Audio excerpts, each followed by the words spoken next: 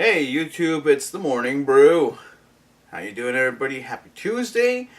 We got a pretty tech-heavy show this morning, mostly because tech news was all over the place yesterday and today. And of course, got the bedhead going. If you're new to the show or new to the feed, I essentially record this show right after I drop my wife off at work and come back bedhead full, going full blast today. Getting longer, getting thicker, beard still there, I guess, yeah. You can see in the camera, Started off with a story that caught my attention yesterday. British scientists have confirmed the cloning of a baby dinosaur, I call them long necks, Land Before Time, was cloned, and the baby was put into a fertile ostrich, whatever. Apparently the eggshells from the ostrich and dinosaur are very similar in layering and texture, so made it for very simple cloning and very successful cloning. The dinosaur's been named Spot and will be kept in, captivity and checking out its vitals on a regular basis. But of course, the story isn't so important to me so much as the fact that here we are, advancing technology and science and all that good stuff, and who the hell has to put their 2 cents into it? PETA. PETA has to put their damn name all over the place because, from the guys who every time new Pokemon game's out, they call it, virtual cockfighting, animal abuse, teaches children to abuse animals and make them fight each other. Wah! It's a video game. You don't hear you complain about war games. PETA, do you care about people at all? We're animals too under the guise of the scientific community. We're just another kind of mammal. You don't seem to give two craps about us. But here you are complaining the baby dinosaur's brought back to life and it's going to be miserable. Blah, blah, blah, blah, blah. It's not going to be in good living conditions. It's just been brought back to suffer because this people it's not even aware that there's anything else like it in the world. Bite me, PETA. Coffee.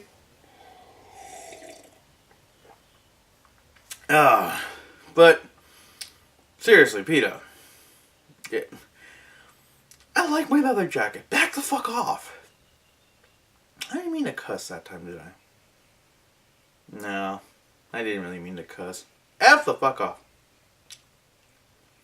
Anyways, let's get to the real news today. That's not really that important.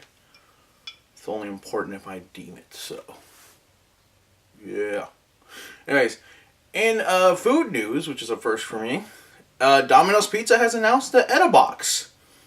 In order to comply with, greener pastures and less waste and all that good stuff, Domino's has actually made an edible pizza box.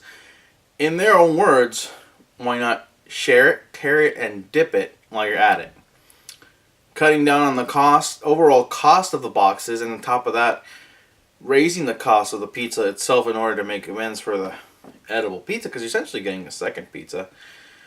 They also be cutting down on waste, and that's a good thing. I think it's a great idea. Edibox sounds fantastic. It's apparently available now.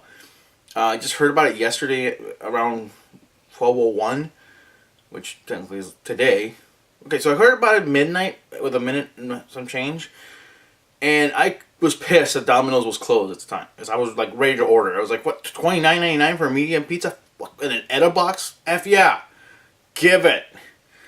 Rumor has it they're going to start developing the stuffed Edibox, which will probably, piss Pizza Hut off a little bit, but who cares, man? An edible pizza box. Awesome. Tear it, share it, tear it, and dip it. I'm all for that. Edible box, man. I wonder if they have an Italian herb variety versus a plain, French loaf. That'd be kind of cool. Oh, I wonder if I can get the toppings to be actual flavors. Yeah. This is going to work out great. Can't wait to order it later today. But, no, excuse me. Oh, that's a good coffee today. So, in other news, and here's where the tech-heavy stuff starts off. A company called Okada announced today that they've developed the first and only 42-inch tablet PC. running on the Android OS, and weighing in at 35,000 grams. The device will be equipped with a 12 megapixel camera and and image stabilization for those random muzzle spasms when you're carrying that huge tablet. The big screen sized tablet will come with special cases and straps so you can lug it around. The best part, it does have a full 1 hour battery life.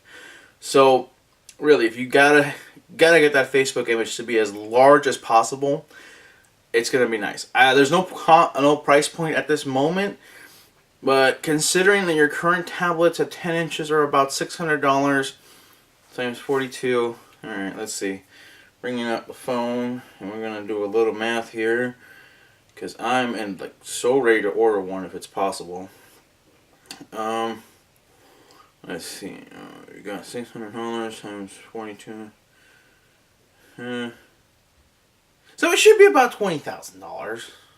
I might have to get a mortgage on this house to get it, but my math is probably way off. My sense of reality is. But that's not important. The important part is a 42-inch tablet PC that runs on Android OS.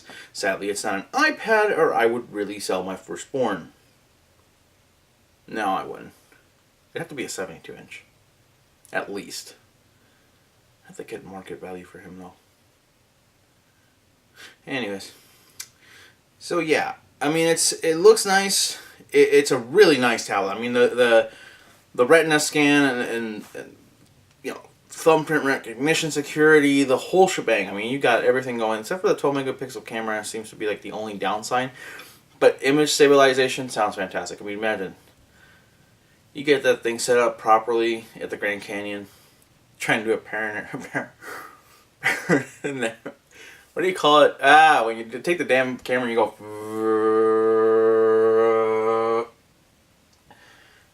That thing. You know what it's called. I can't talk today. In other tech news, we all know that, selfies are kind of a big thing lately. Guys and gals, mostly the gals, and certain guys who are really gals. And I'm not talking about homosexuals.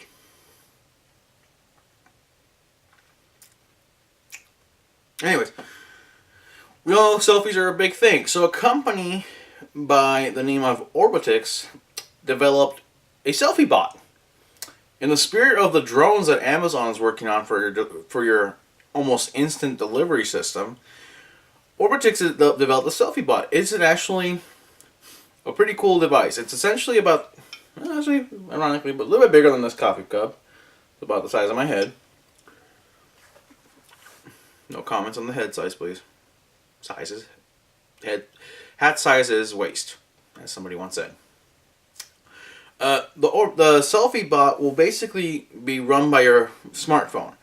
You turn it on and it'll follow you in orbit around your head and randomly take selfie pics of you.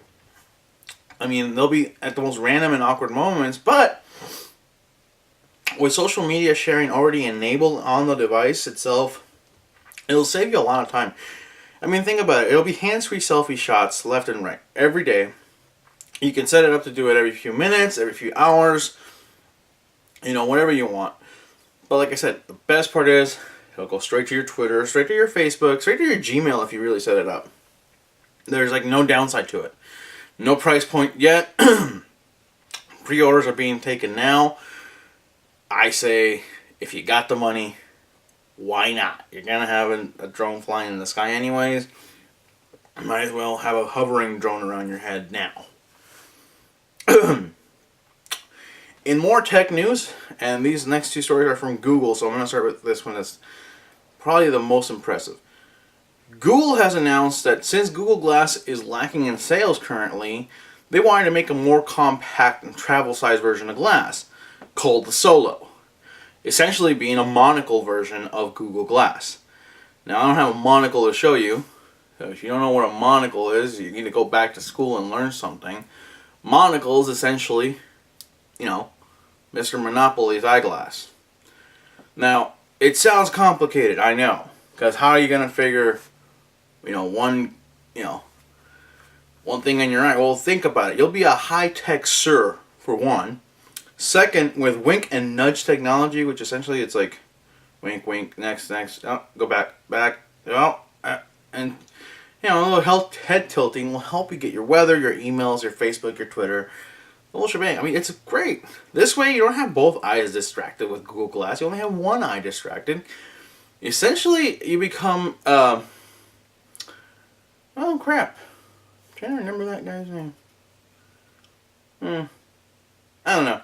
Already placed a pre-order for mine. I got a discount, 25% off. It's only going to be $1,000. So essentially I'm paying $750 for it. Still a good price.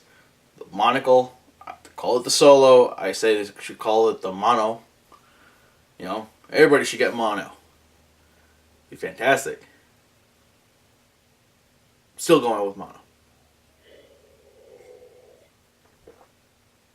Ugh. Boy, when you Irish that coffee up, it does taste good. Anyways, last but not least from Google News, Google Maps is integrating with the world of Pokemon.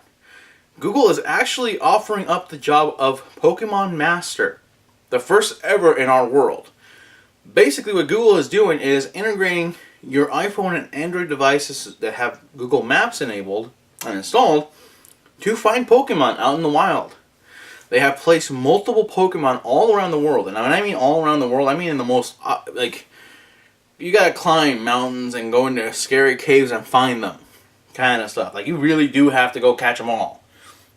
But the benefit is that once you catch them all, you will be recognized as the world's only Pokemon Master. Only one person would be able to achieve this. Now, they're accepting entries as of now. So, grab your iPhone device, go on Google Maps, enable the Pokemon view, and start finding those little suckers. They're everywhere. I mean, I literally saw a Pikachu sitting next to my computer. It's creepy. I ended up slamming it. There's a big old red, yellow stain on my desk now, but once I figured out that that was what it was, I felt really bad about it. I mean, I would have known, if Google would have told me right off the bat that there was things were actually alive and not just an illusion on my goddamn phone, I wouldn't have killed it. Pikachu, man. He's a little fucking rat, dude, man. But anyways, I'm gonna have PETA down my throat this week.